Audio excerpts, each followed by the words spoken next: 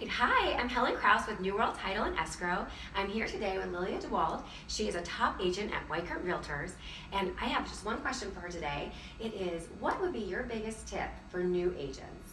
It's a great question, Helen. So I've been in the business for 10 years now, and when I first started, I shopped a lot of brokerages and made sure that I went with a brokerage that gave me good training. So I think for new agents, first of all, you have to have really good training and good support. And then they're going to give you tools to use along the way with your clients to get new business and to keep new business, as well as keeping referrals going. But I think the best thing possible is to use your own personality and find something that works so you can develop a brand.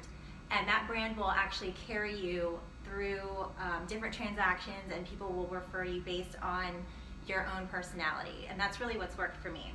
That's a great tip, and it definitely shows. If you follow her on social media, she has great videos that show her personality and really just showcases her, and it would make me want to work with her, so I'm sure other people will feel the same way. Yeah, so just find yourself through, of course, professionally done acts, and then that way you'll get good business and good referral sources.